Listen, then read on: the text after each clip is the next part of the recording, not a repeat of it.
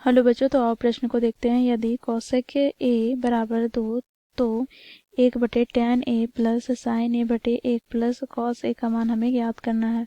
तो दिए गए प्रश्न की मुख्य अवधारणा की बात करें तो बच्चों यहाँ पर हम देखेंगे पाइथागोरस प्रमेय से हम जानते हैं क्या, तो कर्ण का वर्ग बराबर होता है लंब के वर्ग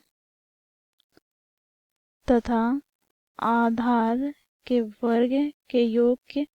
ठीक है, तो यहाँ से बच्चों यदि हम कर्ण को h, लंब को p और आधार को b से प्रदर्शित करें तो इस प्रकार h का स्क्वायर बराबर प्राप्त हो जाएगा क्या, तो p का स्क्वायर प्लस b का स्क्वायर। अब यहाँ पर हम देखेंगे यदि कॉसेक a है तो बच्चों ये बराबर हो जाता है किसके, h बटे p के। साथ ही साइन a बराबर होता है p बटे h के।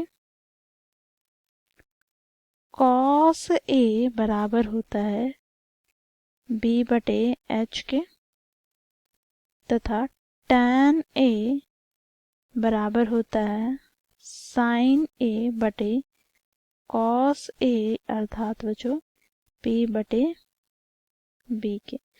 तो इस मुख्य अवधारणा की सहायता से हम दिए गए प्रश्न को हल करेंगे। बच्चों प्रश्न में हमें कहा गया है, देखो कॉसेक ए बराबर 2 है तो इसे हम लिख लेंगे। देखो यहाँ पर क्योंकि कॉसेक ए बराबर क्या है, 2 है, अर्थात बच्चों कॉस ए बराबर क्या होता है, तो h बटे पी। मुख्य अवधारणा में हम लोगों ने देखा। तो यहाँ से हम यदि 2 के बटे में 1 की बात करें तो यहाँ से हमें h अर्थात कर्ण हमें प्राप्त क्या हो जाएगा, तो 2 गुणित के तथा बच्चों देखो यहाँ पर p का मान हमें क्या प्राप्त हो जाएगा, अर्थात लंब क्या प्राप्त होगा, तो k। अब बच्चों यहाँ पर हम b ज्ञात कर लेंगे अर्थात आधार ज्ञात कर लेंगे तो b बराबर क्या हो जाएगा, तो मुख्य अवधारणा में हम लोगों ने पाइथागोरस प्रमेय देखा क्या, तो देखो यहाँ से हमें प्राप्त हो जाएगा b का स्क्वायर बराबर h का स्क्वायर माइनस b का स्क्वायर। तो यहाँ से हमें प्राप्त हो जाएगा h का स्क्वायर अर्थात 2 गुनी k का स्क्वायर माइनस b का स्क्वायर अर्थात k का स्क्वायर। तो यहाँ पर 2 का स्क्वायर क्या हमें प्राप्त हो जाएगा, 4 गुनी k का स्क्वायर माइनस यहाँ पर k का स्क्वायर अर्थात बच्चों यहाँ से हमें प्राप्त हो जाएगा 3 गुनी k का स्क्वायर। तो बच्चों देखो ये b बराबर हमें क्या प्राप्त हो जाएगा, तो वर्गमूल k का स्क्वायर, ठीक है, गुनी 3। तो बच्चों यहाँ से हम के बाहर निकाल लेंगे क्योंकि वो वर्ग में है और यहाँ से हमें √3 गुनी k प्राप्त हो गया b का मान। अब यहाँ पर हम ज्ञात करेंगे 1/tan a plus sign a बटे में 1 प्लस कॉस ए। बच्चों इसे हम लिख लेते हैं। तो देखो यहाँ पर 1/tan a plus sign a बटे में 1 प्लस कॉस ए। तो बच्चों यहाँ से हमें प्राप्त हो जाएगा 1 बटे में बच्चों देखो tan a का मान क्या होता है, तो p बटे b। तो यहाँ से p बटे b प्लस का यहाँ पे साइन a का मान क्या होगा, तो देखो p बटे h बटे में बच्चों 1 प्लस क्या हो जाएगा, तो cos a का मान होता है b बटे h।